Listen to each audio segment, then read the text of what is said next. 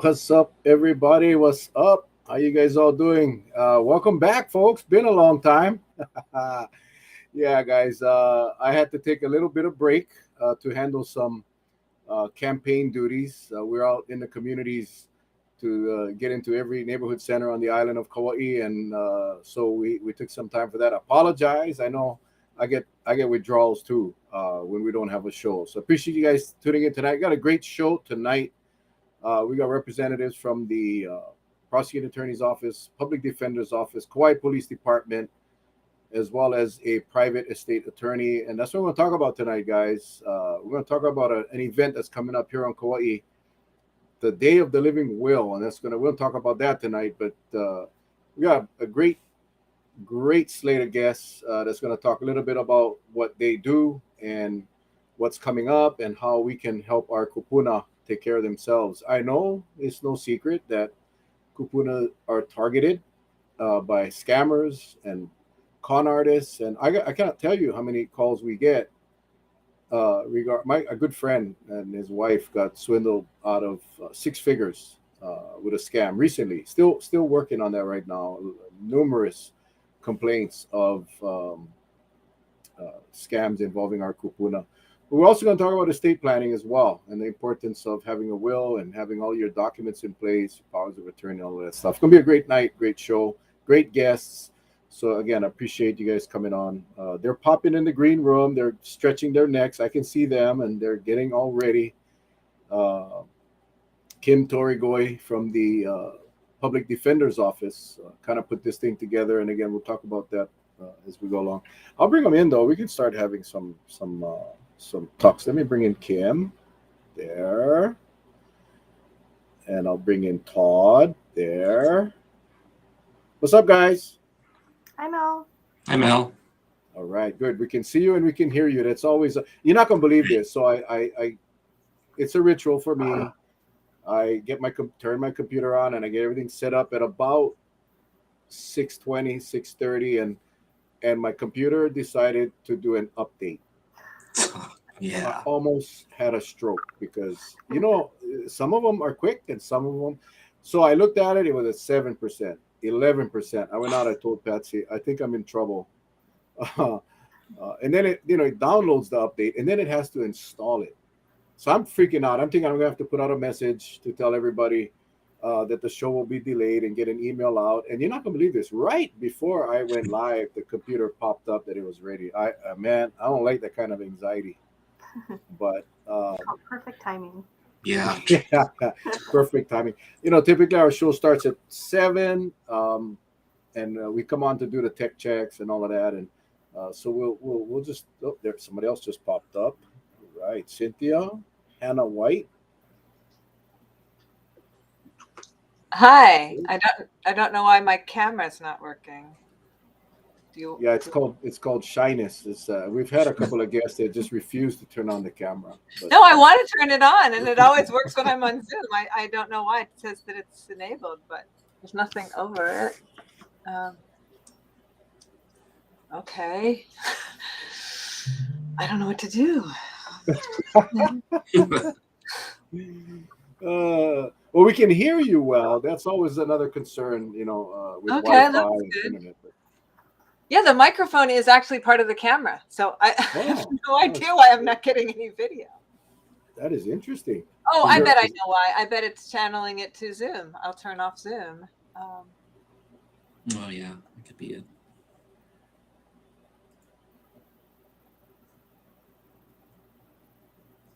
Well, that didn't work. Oh, that is very interesting. That is very interesting. Oh, wait. Oh, and this must be. There's Detective Mike Neaty. What's up, Mike? Hey, how's it? God, I cannot believe we got 4 guests and we only got 1 glitch. That's amazing. That is just amazing. But we're gonna go ahead and get started a little bit. Cynthia, we can hear you, so that's awesome, and you can try. You might want to go out and then come back in, and hopefully that works. I'm not sure. But again, as I was saying, folks, we all know about. We hear the stories. Many of our families, maybe even some of us watching tonight. Kim, your alarm. Yep. It's time to Time to log start. in. Yeah, it's time to log in. But we all know, if not ourselves or our loved ones or people that we know that have been affected by scams and fraud and all of that. Again, as I was saying earlier, Kupuna targeted. I'm not sure what it is, Cynthia. I don't know. I don't know, but I guess you can hear me. That's the best I can do. Yeah, we can hear you. I'm so sorry. I'm not sure why. Every time we have a non-video, it's intentional. So maybe something. This system, I use a system called Restream, so we can simultaneously broadcast. So right now we're out live on Facebook, YouTube, Twitter, and LinkedIn, all at the same time. So it's a great platform. But as I was saying, many of us or people that we know have been affected by scams, fraud, and so forth. But also, more and more I'm hearing from people that have not planned, have not done any estate planning. Simple things like a power of attorney and a loved one gets sick or something happens and they cannot do what they normally do, whether it's the finances or medical, and they don't have powers of attorney. It becomes very rough. So that's what tonight is about. More so an event that these fine people have put together, the Kauai Bar Association, called the Day of the Living Will. And Kim, I'm going to start with you. And there, Cynthia, you're on. I figured it out. I think it's the hair. I think the nice to meet you. So Kim, I'm gonna turn it over to you, and then you can go ahead and introduce your team of experts here, and then we'll get started. Okay, thank you. So I'm Kim Turigoy. I'm the president of the Kauai Bar Association this year. The Kauai Bar Association is an association of local Kauai attorneys. We work in private practice, nonprofit, local, and state government, and we help people from all walks of life and all levels of income. One of the many ideals the Kauai Bar Association strives for is promoting access to justice for all. This year, our Kauai Bar Association members volunteered at the Grove Farm Market during Law Week, and the most common topic of inquiry from the community was estate planning and elder law issues. So as a result, the Kauai Bar Association created an event to offer free legal information regarding those issues. So we are inviting the community to our event on October 19th. It's called Day of the Living Will. It's going to be from 8:30 to 12:30. Registration starts at 8 o'clock at the Kauai Philippine Cultural Center. Seating is limited to 100 people. We'll have presentations from the Department of Attorney General, Tax and Charities Division, Kauai Police Department, the County of Kauai Agency on Elderly Affairs, the University of Hawaii Elder Law Program, Cynthia's law firm, Kauai Estate Law, and we'll also have a panel of 3 Kauai Bar Association attorneys who practice in estate planning. That's Michael Scarborough, Sherman Shiraishi, and Cynthia as well. So we are asking people to register ahead of time. They can do that by either clicking the link that we have on our flyer, using the QR code, or calling 808-651-5627 and leaving a message with your name and your phone number. So on today's show, we have 2 of our speakers. We have Detective Mike Neaty. Detective Neaty will be talking about fraud prevention. He is a detective with the Kauai Police Department. He's been with KPD for 13 years. We also have Cynthia Hannah White. She's going to be giving a presentation on wills and trusts, as well as she's going to be on our panel of Kauai Bar Association attorneys to answer questions from the audience. Cynthia is licensed to practice law in Hawaii, and she is also serves in various boards, including the Kauai Hospice and Island School, and is a founder and board member of the Kauai Robotics Alliance. She graduated from Cornell Law School. She moved to Kauai in 2008 and opened Kauai Estate Law, where she focuses her practice on areas of estate planning, probate, and trust law. By limiting her practice to those areas, Cynthia is able to stay up to date with the complex and constantly changing laws and rules that govern the planning, administration, and taxation of trusts and estates. Over the past 14 years, Cynthia has drafted hundreds of estate planning documents, including special needs trusts, charitable trusts, pet trusts, tax saving plans, business succession plans, and many others. I'd also like to introduce Todd Dickinson, who is the Vice President of the Kauai Bar Association and was essential to planning this event. Thank you, Mel. Awesome. Now, for our viewers, no more attorney jokes tonight, all right? No more attorney jokes. That's the rule. You know, we make a lot of fun of attorneys, but we won't do that tonight. Also, if you folks have questions, feel free to put them in the comments. But if you have specific questions pertaining to your specific situation, I would highly recommend getting over to that the Day of the Living Will event if you're on Kauai. If not, you know, I don't know, message me your concern, and I'll make sure we try to get an answer for you. But again, this will be a Kauai event, and hopefully someone from Oahu is watching and listening, and we'll get in touch with the Oahu Board of or Bar Association and do an event like this one here.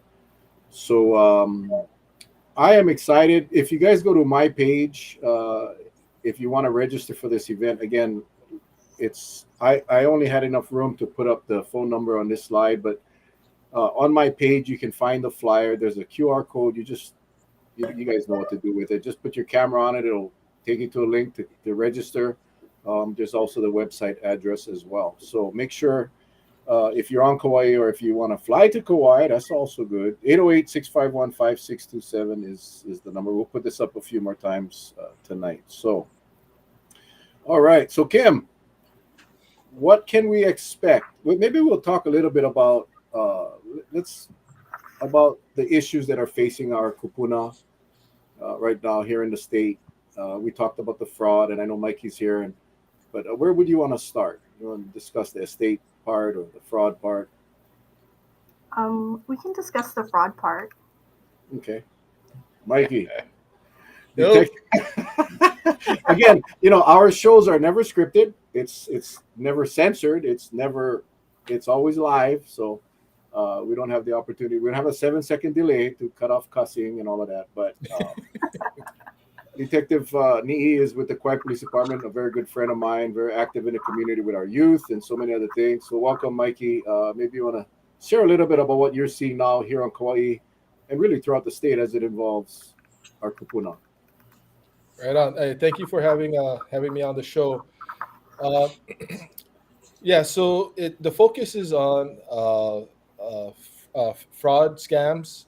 We've been seeing an uptick, especially in the elder community, the kupunas, that are vulnerable in a sense that a lot of these scams derive from technology, where our kupunas are not too familiar. Majority of our kupuna is not familiar with technology, and so it's easy for the scammers to take advantage of them. And it's not just here on Kauai; it's statewide, it's nationwide. That the influx of scams affecting everybody is very frustrating as an investigator. But it's sad too.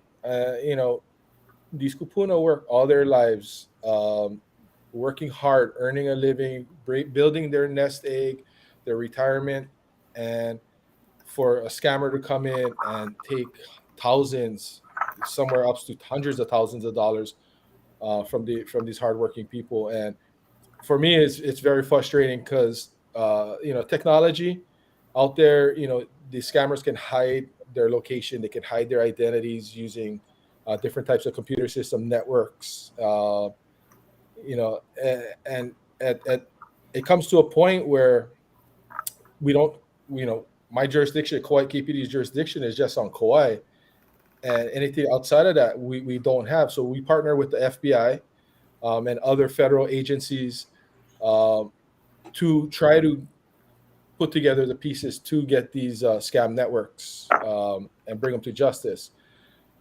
But what we can do, what we are doing at KPD is we're trying to be proactive, putting on presentations. We went out to all the senior centers earlier this year, island wide, and gave presentations to our kupuna. We gave to and any other place that asked us to give a talk. We've gone out and given the talks. But it was also a double-edged sword because after I gave the talk and I left my number out there, I did receive kind of a bunch of calls from our kupunas reporting, hey, detective, a scammer called me and I did what you told me to, and But I'm glad. I'd rather have those types of calls than getting the reports of I just wired, $100,000 to someplace and they'll never get it back. So. What this presentation is going to gear towards is the different types of scams, so you can recognize them, the different methods and means, and the different schemes that that we're currently seeing on Kauai, and also the FBI Honolulu field office is sending down a special agent to give a little bit of talk along with me, and what some federal resources and federal reporting venues can be if you find yourself a victim of a fraud or a scam. So it's gonna be a really cool. I'm not the best public speaker, but there's gonna be a lot of good information that comes out of this presentation. Thank you, sir. No, you're good. You're a great public speaker. One of the things our kupuna I notice here on Kauai and probably in the state, the embarrassment, right, when they realize that they may have been scammed. And they don't want to let anyone know, and then it's way too late. And I've seen that over the last, I guess 20 years, and longer. And I think that proactive action by people like all of you that are going out and informing the people, and I think for families, kids and grandkids, to be on the lookout for what may be symptoms of one of our kupuna getting scammed. So, but you see that a lot where the embarrassment and they just shame to admit that they got duped. And that's the generation, right? All of us that grew up in Hawaii, like shame the name, right? You get scolded, you get lickings from your parents because you shamed the name. You did something. And the talks that I found giving at the senior centers was very informal, and I didn't want to make it so, I'm talking to you, but we all talking story. And I encouraged the kupuna who did receive calls or were victims to share their experience. And once they started opening up, all it took was just one person sharing.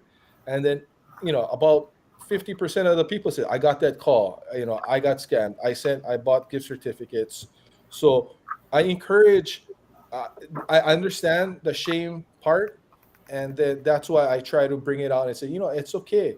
It's okay that you were scammed because it's not only you, it's other people.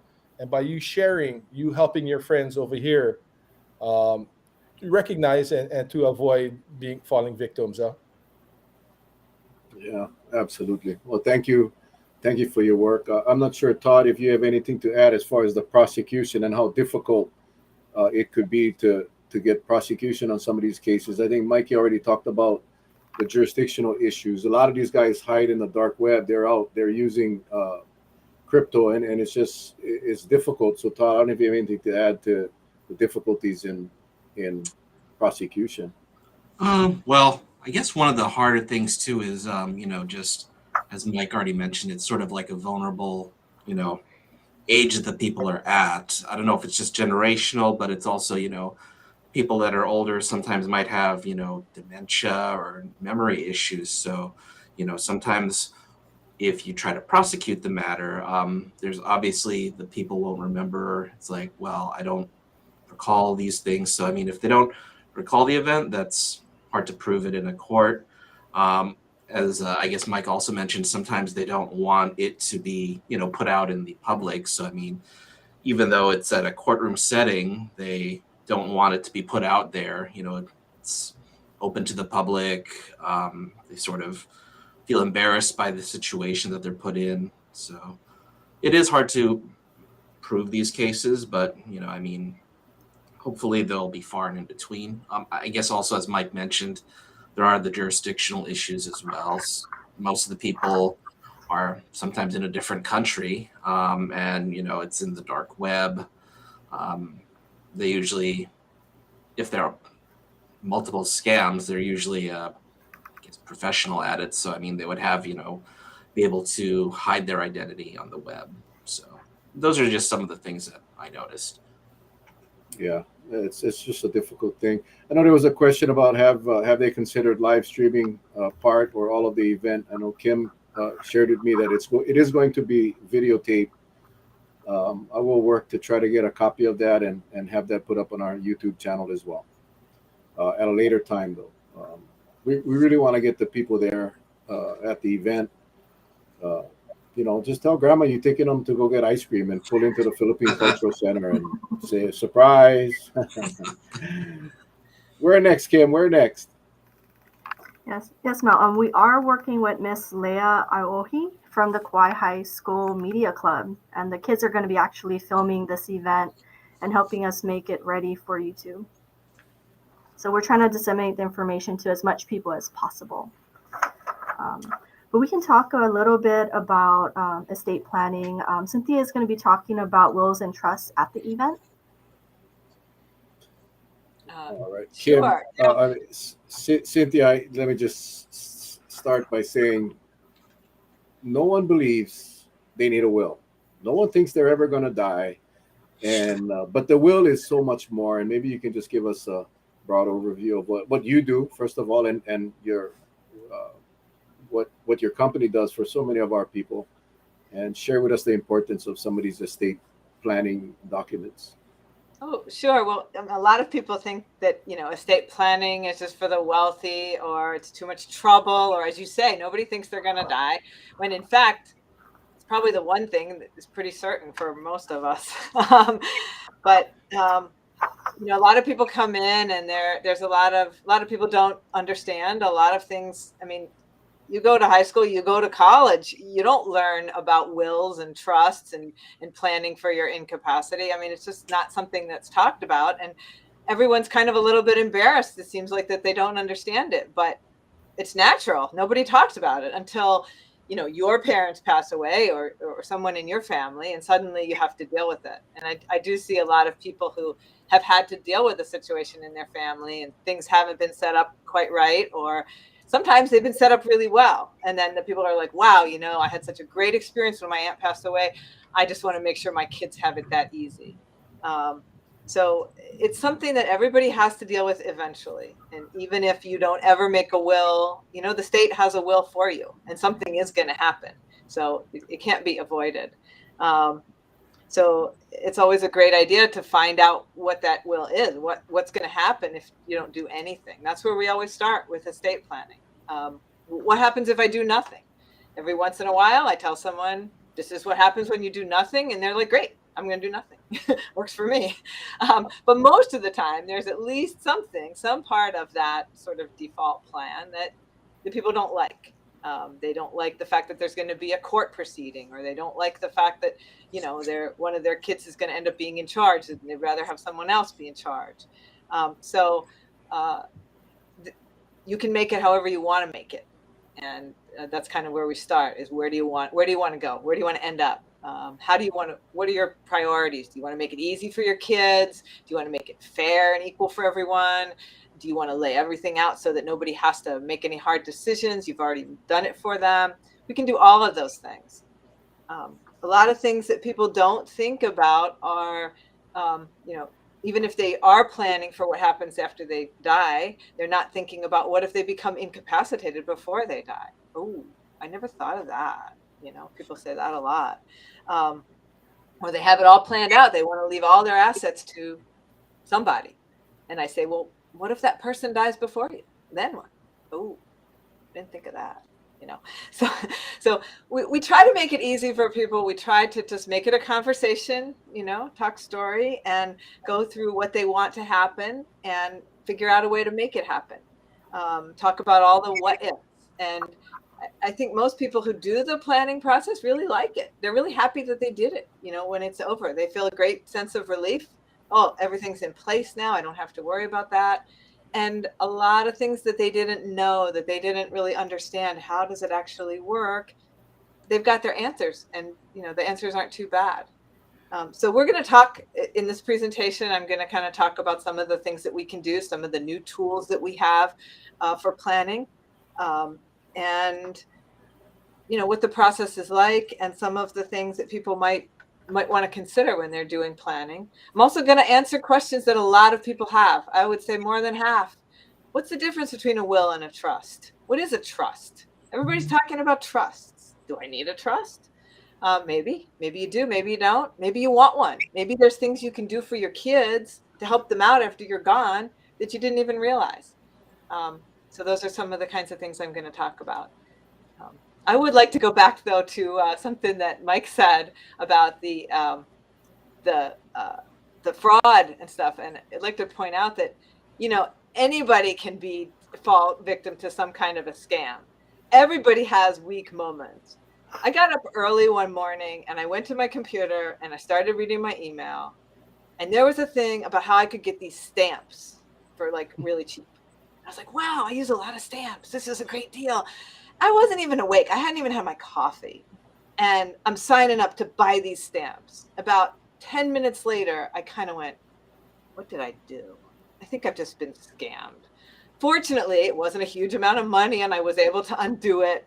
But, it can happen to anyone. And I think when people start talking about this, then suddenly they realize, oh, it's not just me, not just because I'm old. It's not just, everybody has weak moments and can fall for these things. They're very sophisticated. Cynthia, are you going to be covering the powers of attorneys as well as advanced healthcare directives? One of the things that is very traumatic is when a loved one could be an accident, it could be an illness, it could be a heart attack, and they are put on life support, and it's horrific when a family member has to make that decision. And I apologize if we have viewers that have to go through this, but the Advanced Healthcare Directive is a very painless way to resolve that. And I'm not sure if you're going to be talking about that, and I don't want to have the presentation tonight, but if you could just share a little bit about the importance of those documents. Sure. They're very important. And I do think that there may be another speaker at the presentation that's going to talk more about that. I mean, I'm certainly happy to, and I do address it with all of my clients. It's a very important part of what we do. There are several different directives. There's actually one now that you can fill out that relates solely to dementia. So many people have Alzheimer's and other kinds of dementia. And in addition to the basic healthcare directive about, whether you want to be put on life support or taken off and those kinds of things, there's one that specifically allows you to choose different levels of support if you have mild dementia, moderate, or severe dementia. So there are a lot of different tools. There's even another form you can fill out to specify who can and can't visit you in the hospital. Some people are concerned about that. If they're not conscious to make their own decisions about that, how do they make it known ahead of time? So those are extremely important documents to have.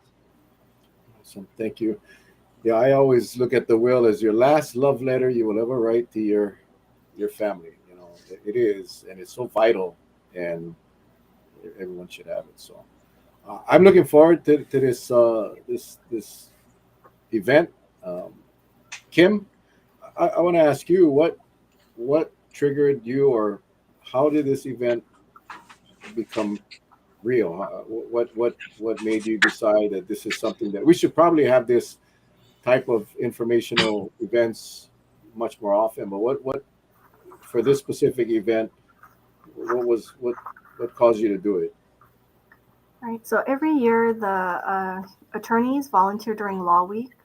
This year, the young lawyers had a booth at the Grove Farm Farmers Market, and they were offering legal information about various topics. One of the topics that was seemed to be a main concern for our community members was estate planning and elder law issues.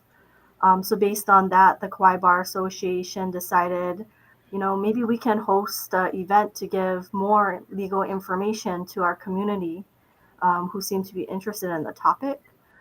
So that's when I reached out to various community departments and partners to see if we can put something together this year to present to our kupuna. And the response was kind of was really overwhelming. It was very supportive, and a lot of people both I think want the information and want to help our kupuna to guard against scams and frauds, to make sure that their last wishes and estate planning issues are resolved, to give people peace of mind. So that's how this all started out. I will also say that for the event, the healthcare portion is going to be presented by the law students of the University of Hawaii Elder Law Program, and they're going to be participating via Zoom from Honolulu. Awesome. And the event is free, and I'm assuming that the people that show up and attend this event will be able to speak directly with the speakers. There will be an opportunity for them to ask questions and maybe talk on the side on maybe a specific concern or specific issue that they may be experiencing. Yes. Oh, that's cool. What is the top issue involving our kupuna? And any one of you can answer. As far as fraud, maybe Mike. What as far as fraud goes, what is the most common types of scams that are impacting our kupuna right now? Any I know the cryptocurrency scam got like I say a good friend of mine for a lot of money, and it's very difficult to trace. Yeah, so the most common we see is it comes from the telephone. It's called telephone phishing, and I'm going to explain all of that in the presentation. But basically, these scam networks upload hundreds of phone numbers in a computer program, and they dial it, and you get the robocall. They call it robocalling, and so that's and some of the themes are Medicare. There's a Medicare fraud or something's wrong with your Medicare. But then there's also the other themes that come up is like the romance scam. A lot of our kupuna, their loved ones passed on, their spouse passed on, and they're lonely. And these scammers basically build trust, fill that void where that loved one went, and that's where they build a trust, and then they start scamming them. The bottom line where it all becomes a common theme is they all start by, we need to protect your assets, and so you need to go to Walmart, Target, whatever store, and buy gift cards. You got to send me gift cards and read me the numbers on the back. As soon as you hear that or that comes up, it's always a scam.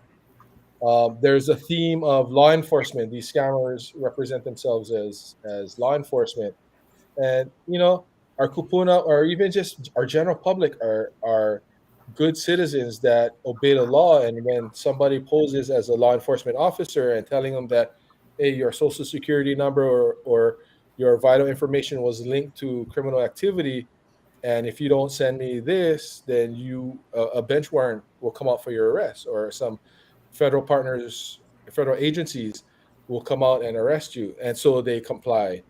Uh, so it's nuts. And even my own mom, she called me one day and says, hey, the DEA said they were gonna. I was like, Mom, have you ever been to Texas? I mean, she's like, yeah, but done business in Texas. She's like, no. So why are you wearing it? So these guys, they have a good script, and once their script starts breaking down, and the scammers are being questioned, then they turn hostile, and they start swearing and pressuring the people on the other end, or the kupuna, and that's how they maintain and gain compliance, basically. It's really sad. And it goes from gift cards, and the stores, they try to do a good job. Credit card companies have limits on how much you can purchase in a day, But then from the gift cards, then once they get their hooks, for lack of a better term, then they start asking for larger sums of money, whether it be Wire, Western Union, um, uh, or just sending cash, bulk cash. And they're sending it to a U.S. address. But what we found, and through my experience, is when they send it to a mainland address, that address is usually a victim of a scam themselves, and they're in our business we call them money mules. Basically, they receive the money and then they're sending it on, and they're sending all, and so it makes tracking the scammers super hard. But one thing, and I don't know if we want to mention here on this show, but uh, the the AG's office, the state AG's office, came out with a booklet, and it's the Hawaii Fraud Prevention Resource Guide, third edition, and it's it's a booklet about 150 pages. Um, I ran out all the aunties at the senior center. They basically took all my books that I had, and I had 100 some books, 150 books, and it was gone. But they do have a digital version online. You just do a Google search, the Hawaii Fraud Prevention and Resource Guide, and it goes takes you right to that resource book, and it has a bunch of good information. It has information on the current scams, and what you can hear, what the scams are, and then it also provides resource numbers to like the Federal Trade Commission, to IC3, which is the FBI cyber reporting, to different credit bureaus, then all the way down to state agencies, to local agencies on each island. So um, if we could, get it out there, that's what I'm pushing out. And Kim did an awesome job, was able to get the AG's office to send more books to her. So we'll have some of the books at the presentation on the 19th. But for the audience that's watching tonight, hey, sure, go check that out. Read them, help your kupuna and your family. And even the victims I talk to, I says, hey, you know what? Tell your kids, tell your friends and family, and and I convince them to just no be shame. The more word we get out there, the better that more protected or more aware our community can be, and not fall victim to these scams. Great information. If any of our viewers, if you're having difficulty getting to the Attorney General's site and getting that fraud guide, just shoot me a message. You just send me a message or email, or that you want. I'll make sure I get the digital copy and I get it off to you folks. So you can just shoot me an email, melraposo@gmail.com. Kale Kauai just posted the link on the comments. So if any of you are watching right now, go ahead and screenshot or copy and paste or whatever you got to do. Thanks, Kale. Mahalo for that. But again, after the broadcast, if you guys have any questions on any of the speakers, make sure you get in touch with me, and I'll make sure we get your questions answered. One thing I just learned 3 or 4 months ago, one of the young kids in our office, I'm so old now, and I consider myself kind of tech savvy, but I didn't realize that if you have an iPhone, and I'm assuming an Android can do the same, is you can silence your unknown phone numbers that are calling you. That has been a blessing, because my phone was ringing all day long, and these guys are so good that the fake numbers have a Hawaii area code. So go to your phone, and maybe Mike, you can share this at the event, but all you got to do is silence your phone numbers that are unknown, and it sends it straight to voicemail. So you don't have to deal with it. Mike explained how these guys build trust in our kupuna, and not only kupuna. Trust me, I know some young people that they got it too. But if you don't get a chance, if you don't ever talk to them, then the chances of building trust is difficult. So silence your unknown calls coming into your phone. It's a very simple way to really cut back on the type of fraud. So thanks for that, Mike. Kim, I know we got Todd here, and I know we got Cynthia here, but who are we looking at to invite, who should come? Who should out there that's watching right now, and who's watching after this live broadcast? Who do this information will benefit? I think it would benefit anyone who is interested in estate planning. It doesn't necessarily have to be kupuna. It could be their children who are trying to get things in order for their parents. So that's why we want to invite the community to the event. One of the hardest things is to go up to mom and dad and say, "Hey, mom and dad, I think we should discuss your will. I want, I think it's that time." I mean, I remember my mom, she had already had a will, but she was battling cancer, and I was so thankful that she had brought up the subject and said, Mel, I think I gotta update my will, and I just was so thankful that she did, because it's difficult for us kids to go up and tell mom, dad, or grandma and grandpa that we need to talk about you leaving us. And then it just sounds tough. Cynthia, how do we? What's the best way to get that discussion going? Well, there's one way that some people do it is, especially if your parents are getting older and you're getting older yourself, and sometimes I see people come to me and they ask me, how do we do this? And I say, well, just go to your parents and say, look, we're doing our estate planning and our attorney suggested, that it's going to affect our planning, to know whether you guys have done any planning. You can kind of open the door that way. So this isn't about you dying soon. This is about us and doing our planning now, and blame it on the attorney. Our attorney said that we should, ask you if you have this in place. So you can kind of shift the blame there to the attorney. We're good at that. So that's one way. There's other ways, sometimes if you just open a conversation about the property, or if the real estate, and, what do they hope will happen to it after they're no longer around, sometimes find something that they really care about and focus on that more so than money and things like that. So that's another way that we can open that conversation. I also heard in Kim's introduction that she mentioned pet estate planning, or estate planning for pets. Did I hear wrong, or?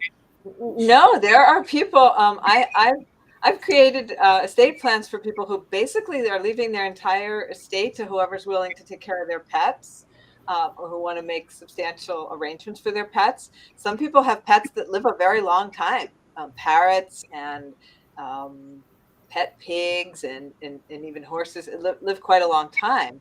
And so sometimes people want to make arrangements for that. Even if you're leaving most of your estate to your family, you want to leave some money to take care of your pets. And there are ways to do that, and also to make sure that your pets get good care.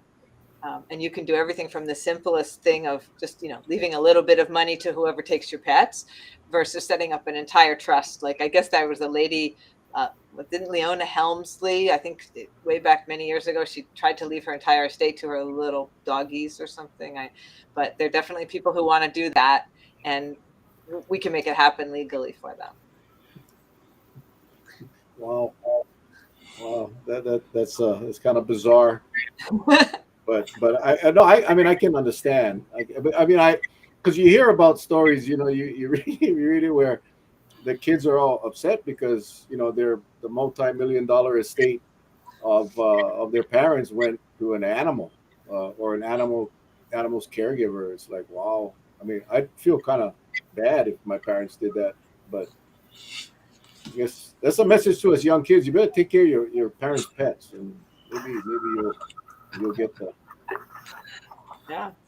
Todd, you've been quiet, Todd. What's up, man? What I know you're in the prosecutor's office, so I mean you don't really get into the estate planning but what are you seeing as it relates to elder legal or law issues? Well, I guess some of the things that was mentioned earlier, I think it's just definitely helpful to have a constant communication with either your parents, grandparents, aunties, uncles, and just kind of like let them know it's like, hey, there's this new scam. And usually what happens to me is, you get like this random text where it's like, hey, I want to talk to you about this property that you own. And it's like, I have a house in Waipahu, a house in Waianae, and it has like a link on there or a phone number to call. So it usually just helps where, I can screenshot it and say, hey, send it to family members. If you get this text, don't click on the link, don't call this phone number. That's always helpful because,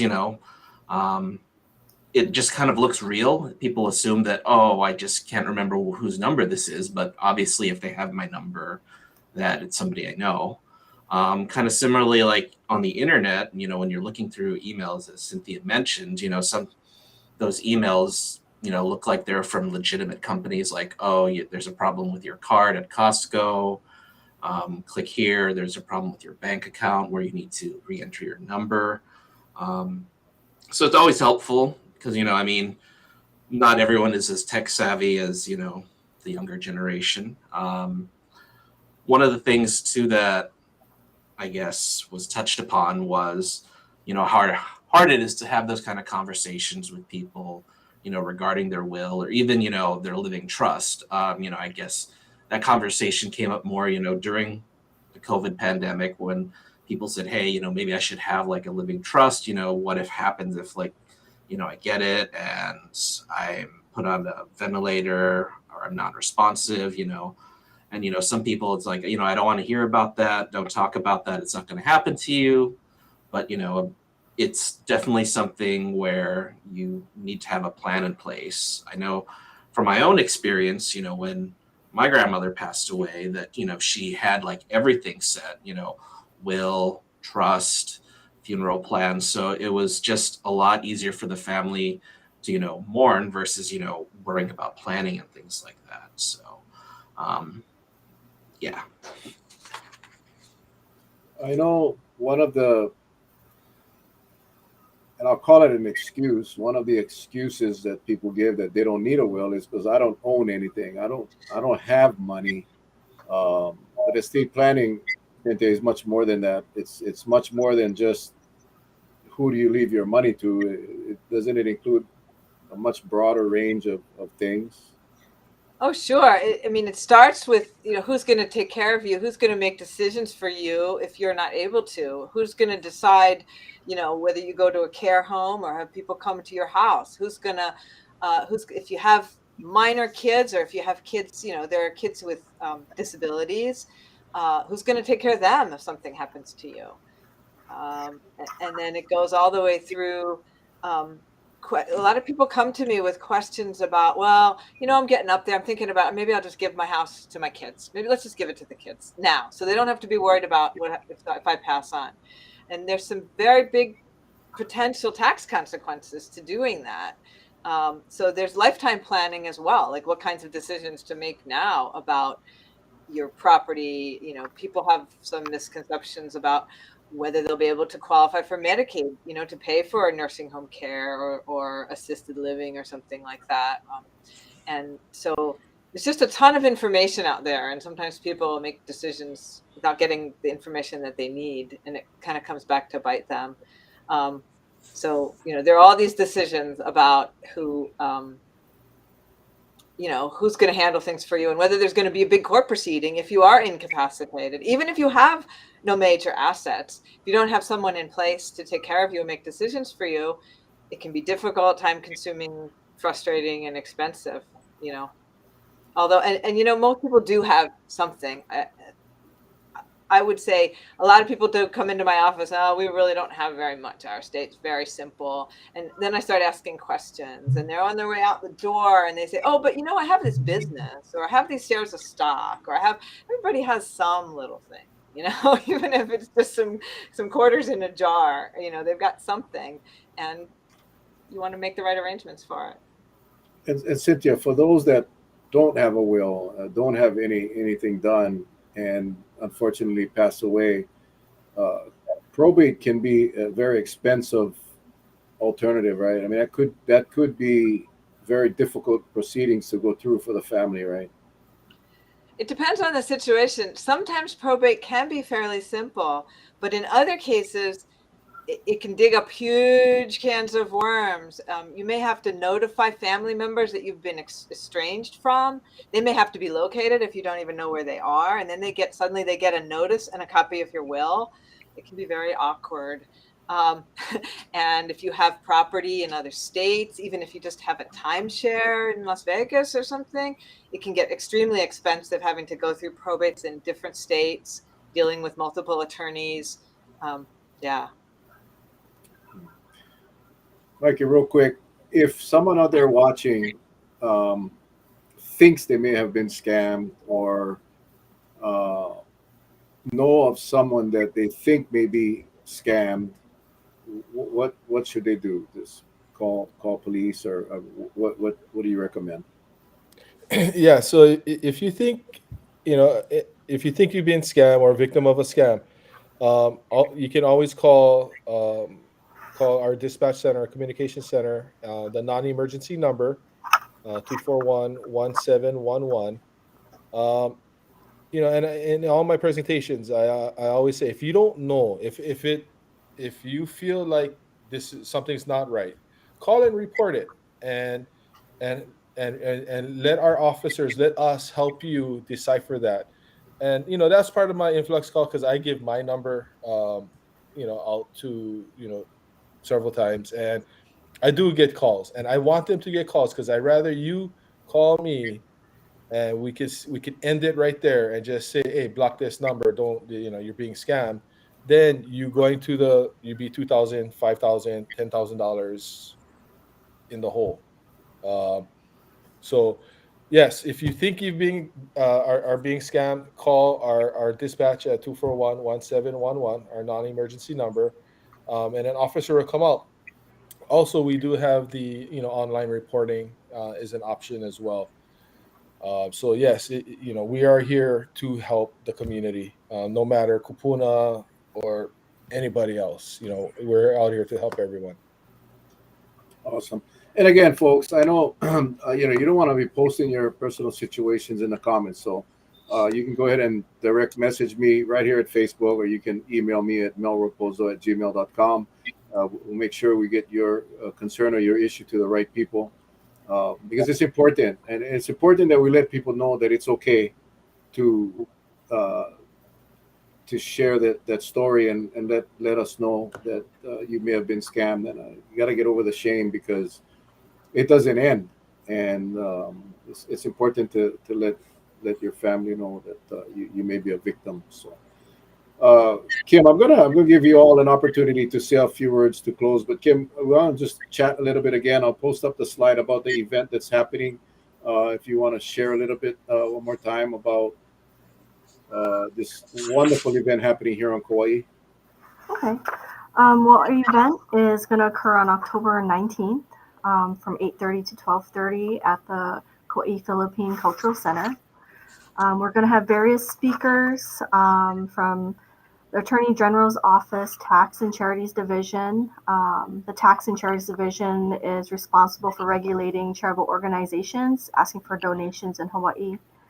So they're going to be talking about practical tips about donating to charity, as well as whether it's a scam or whether it's in a legitimate charity.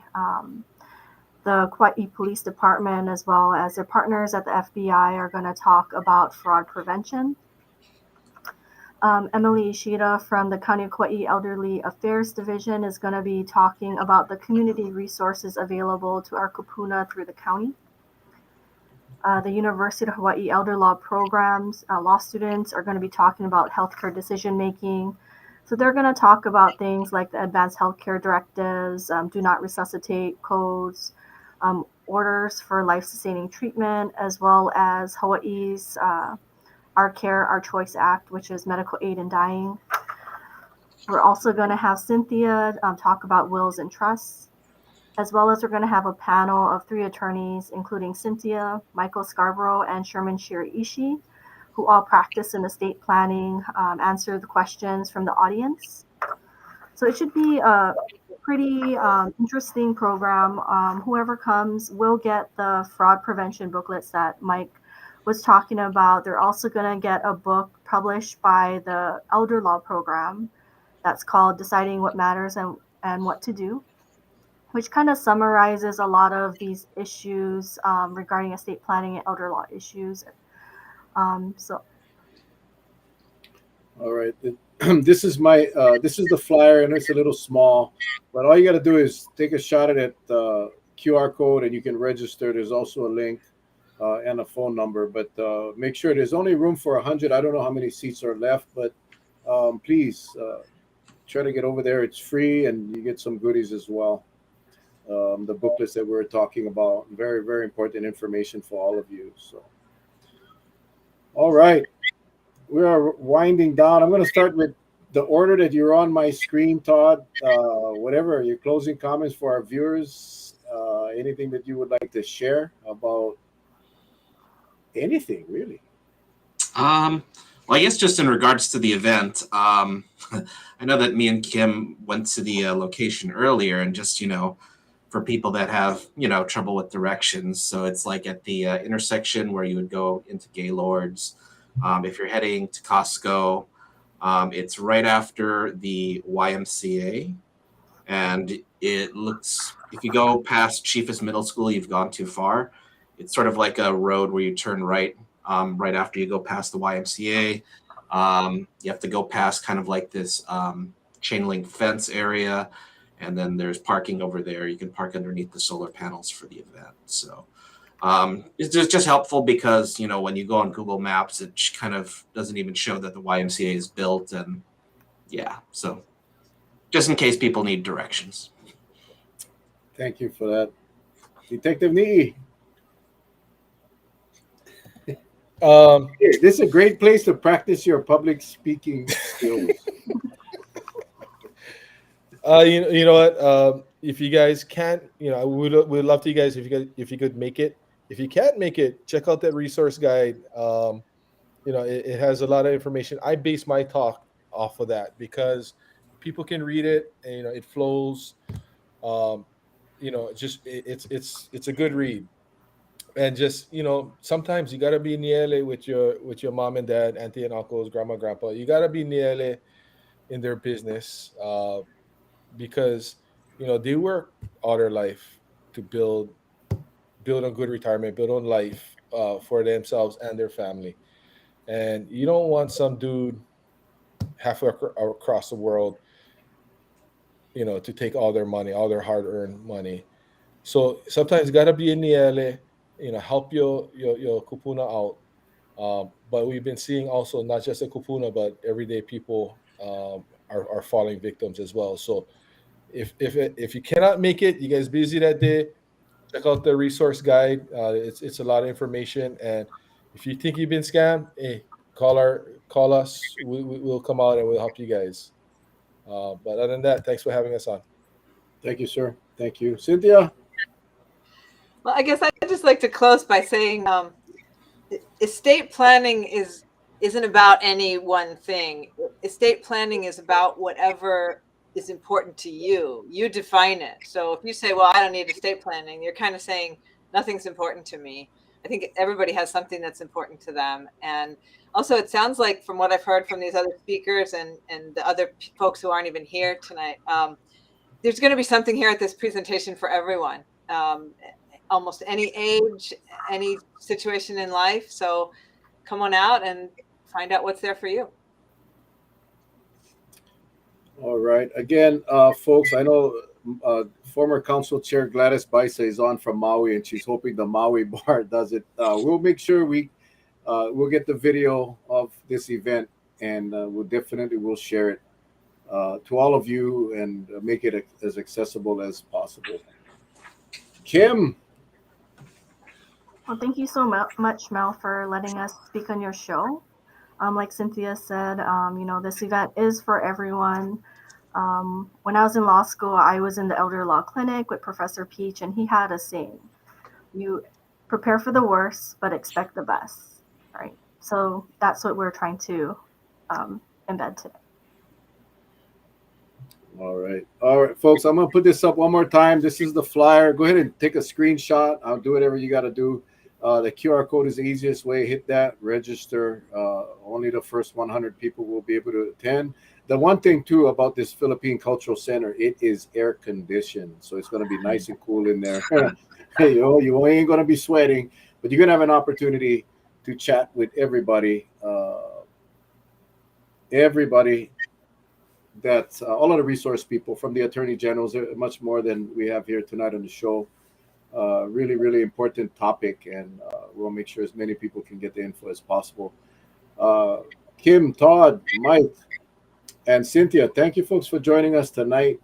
Folks, all of you that are watching, all you got to do is hit the share button. This will, I will post a YouTube link later on tonight on my page, but again, share it to everybody you know, folks, because this is important information. And like I said earlier, if you guys have any questions, any issues, just shoot me a DM. I'll go ahead and contact you, and we'll make sure we send you in the right direction. So thank you, guys. Thank you all. Appreciate you, folks. Good luck in your event. And to our viewers, thank you so much for your patience and understanding. And we'll see you guys next week. Have a great weekend, folks. Aloha. Take care. I love you guys.